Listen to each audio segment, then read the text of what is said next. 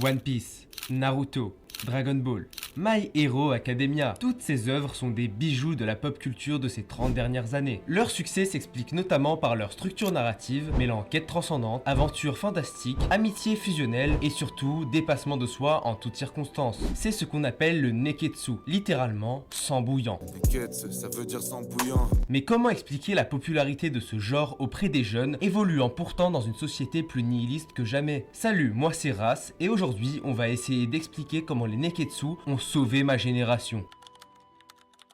Partie 1, les codes du Neketsu.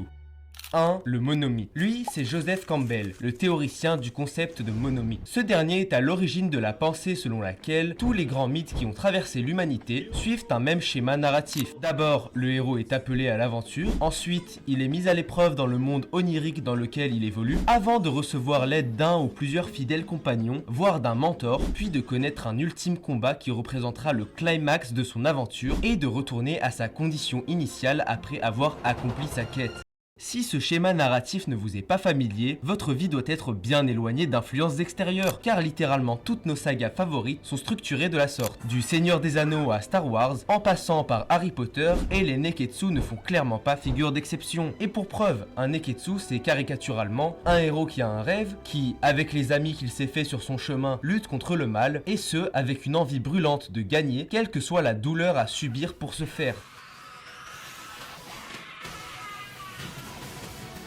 2. Les valeurs du Neketsu. Beaucoup s'accordent à définir la naissance du Neketsu en 1968 avec Ashita no Joe, un manga retraçant l'histoire de Joe, un jeune garçon révolté des bidonvilles de Tokyo qui va un jour impressionner Danpei, un boxeur alcoolique. Ce dernier va entraîner Joe dans l'optique de devenir un jour un grand boxeur. Le jeune garçon fera la rencontre de Rikichi qui deviendra son plus grand rival. Cette œuvre culte posera les bases du genre Neketsu. Ok, donc si ce n'est pas le schéma narratif, qu'est-ce qui fait vraiment la spécificité des Neketsu? Eh bien, ce sont les valeurs qui y sont transmises. C'est ce que l'on appelle l'esprit Neketsu. Vous pensez être bloqué à votre position actuelle à cause de votre environnement, de votre éducation et donc du déterminisme social? Que nenni, Naruto Uzumaki a prouvé le contraire. Je serai le plus grand Hokage de tous les temps, je les surpasserai tous! Une entité surpuissante menace de détruire l'univers, vous n'avez qu'à devenir encore plus puissant que celle-ci. Vous rêvez de devenir un super-héros alors que vous n'avez pas de pouvoir? Pas de problème, tu peux le faire. Tu peux devenir un héros. Aucun obstacle n'est insurmontable. Avec des amis loyaux, une rigueur de travail inébranlable et une détermination à toute épreuve, tout devient possible.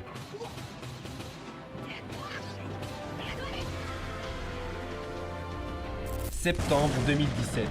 Marseille. Époustouflé par la bande dessinée française Les Légendaires, j'avais passé tout mon été, en vain, à essayer de réaliser une œuvre de la même qualité. Déprimé par cet échec et après ce boost de motivation néanmoins ponctuel, je fis ma rentrée de 4e avec la même mentalité qui avait été la mienne les années auparavant. Le succès, c'est en grande partie de la chance. Je ne suis pas destiné à réussir, etc. me disais-je. Je discutais alors avec un ami qui me parla d'un manga fraîchement arrivé en France, My Hero Academia. Une adaptation animée qui comptait déjà 2 saisons était même disponible. Le soir même, je décidai de me lancer un épisode sur mon site de streaming favori. Ce fut mon premier contact avec un Neketsu. Je découvris un héros faible, dénué de tout avantage naturel ou de quelconque prédisposition. Et pourtant, sa volonté, son courage, sa détermination sont tels que jour après jour, obstacle après obstacle, il parvient à réaliser de grandes choses. Serait-il en fait possible, avec de l'abnégation, de réaliser n'importe quoi? En tout cas, je répondais désormais à cette question par l'affirmative. Le genre Neketsu ne me quitta alors plus jamais et m'aida à me construire en tant qu'adolescent, m'enseignant que tout était possible si on se donnait les moyens, me permit d'être à jamais imperméable au fléau de ma génération, le nihilisme. Cette histoire, ce n'est pas seulement la mienne, c'est aussi celle de toute une partie des gens de mon âge qui ont été vaccinés contre le virus nihiliste. Mais comment expliquer que de vulgaires bandes dessinées, adaptées en dessin animé, aient eu un impact aussi important sur la vie de millions de personnes à travers le monde? Laissez-moi vous parler du processus d'identification. Partie 3, le processus d'identification. L'identification au personnage fictif est un phénomène très largement étudié en psychologie. Quand on y réfléchit avec énormément de recul, on se rend compte que le sujet est fascinant. Comment diable pouvons-nous nous sentir proches de personnages pourtant sortis tout droit de l'imagination de certains de nos congénères? Petit 1, la résonance émotionnelle. Une étude menée par Goldstein en 2009 a démontré que l'empathie jouait un rôle clé dans l'identification aux personnages fictifs. Plus on ressent les émotions que les personnages ressentent au cours de leurs aventures, leurs moments de joie, de doute, voire de souffrance, et plus nous nous identifions à eux. Nous éprouvons leurs émotions comme si elles étaient les nôtres.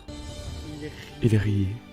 N'avez-vous pas été traversé par une ambition démesurée lorsque All Might affirma à Izuku Midoriya qu'il pouvait devenir un héros? Si c'est le cas, vous vous identifiez probablement tout particulièrement à Deku. Petit 2, projection de soi. Ouais, enfin l'empathie c'est bien beau, mais pour pouvoir s'identifier à un personnage, il faut en premier lieu se projeter dans ce dernier. Et là, on aborde un point assez intéressant. À première vue, comme pour toutes les couches abordées dans cette vidéo, il est assez contre-intuitif qu'un jeune occidental comme vous et moi s'identifie à des héros du Japon qui, on le sait, a une culture assez insulaire. Sauf que, comme l'expliquent à merveille les chercheurs Katz, Blumler et Gurevich à travers la théorie de la gratification des médias, la projection de soi peut être réalisée sur des personnages qui sont des versions idéalisées de notre propre personne. Regardez, Luffy, en fait, c'est assez simple de s'identifier à lui. Déjà, physiquement, il n'est ni beau ni particulièrement laid, a une taille moyenne, des traits de visage extrêmement grossiers, à ceci près que c'est un homme caoutchouc. Eh bien, c'est l'exemple parfait d'un personnage auquel l'on aime s'identifier. Il est assez proche de nous, certes, mais il a quelque chose en plus, cette soif d'aventure, cette candeur qui en bouche un coin. C'est parce qu'on l'admire qu'on aime s'identifier à lui. J'en viens donc à mon dernier point, celui qui joue un plus grand rôle, je pense, dans l'identification particulière de ma génération au Neketsu, le besoin de sens. McAdams a exploré comment les récits nous permettent de construire notre identité personnelle en nous basant sur des histoires fictives pour comprendre nos propres parcours. Paul Ricoeur, lui, dans sa théorie du récit, explique que nous structurons nos vies à travers des récits et que les fictions nous permettent d'être guidés au cours de notre quête de sens. On les appelle les étoiles vagabondes. Cette quête, ce besoin de donner un sens à nos existences, bien que présent depuis la jeunesse de l'humanité, est tout particulièrement prégnant au sein de notre génération. Et c'est ce qui m'amène à la dernière partie de cette vidéo. Comment les Neketsu ont-ils redonné un sens aux vies de millions de jeunes de ma génération? Partie 4. Le nihilisme occidental. En parallèle de cette vision de la vie qui associe à merveille ambition et résilience, s'est développé un fléau qui touche désormais en Occident toute la génération Z, le nihilisme. Petit 1, le nihilisme de Nietzsche. Le nihilisme, c'est la résignation, c'est la disparition des valeurs supérieures, nobles, aristocratiques. C'est la perte de volonté, de détermination, de discipline. C'est l'oubli du corps, c'est ce qui ramène l'homme à la médiocrité et qui mène à l'effondrement d'une civilisation. C'est la haine de la vie. Petit 2, à quoi bon? À quoi bon? À quoi bon cotiser? Je travaillerai quoi qu'il en soit jusqu'à la fin de mes jours. Je voudrais acheter une maison, mais à quoi bon? Je mettrai toute ma vie à la payer. Je souhaiterais faire des efforts pour m'élever socialement, mais à quoi bon? À quoi bon entreprendre quoi que ce soit, alors que tout risque de s'effondrer, puisque tout est une question d'environnement dans lequel on a grandi, de génétique, en bref, de déterminisme social. La génération Z a même créé un mème, le doomer, littéralement le condamné. Un homme dans la vingtaine qui n'a aucune perspective d'avenir et qui jongle entre tabac, alcool et jeux vidéo. Nous sommes la génération condamnée, celle en qui on a perdu tout espoir et qui a perdu par là même tout espoir. Et pourtant, certains parviennent malgré tout à s'extirper de cette situation. On était condamné à une chute prochaine, condamné à sombrer dans l'idéologie pessimiste et nihiliste de la déconstruction. Et pourtant, malgré toutes les problématiques auxquelles on a été confronté, des jeunes ont le sang qui bouillonne. Alors oui, c'est vrai, la vie c'est pas un manga, probablement les aigris ont-ils raison, mais et alors, est-ce donc une raison pour laisser à l'abandon son esprit combatif? Qu'a-t-on réellement à gagner en se fixant des limites? Les réponses à ces questions sont loin d'avoir été imperméables à l'influence des Neketsu. Quand bien même tout cela ne serait qu'une douce illusion, quand bien même serions-nous esclaves de notre situation et du déterminisme social, rien n'a ciré. Si les règles qui régissent l'univers qui est le nôtre sont celles-ci, il ne nous reste plus qu'à les modifier. Si les portes sont fermées, qu'il en soit ainsi, nous les enfoncerons. En admirant ces fabuleuses histoires vécues par des personnages plus inspirants les uns que les autres, nous réussirons, quoi que le monde nous ait offert, à nous hisser demain à la position à laquelle on aspire aujourd'hui.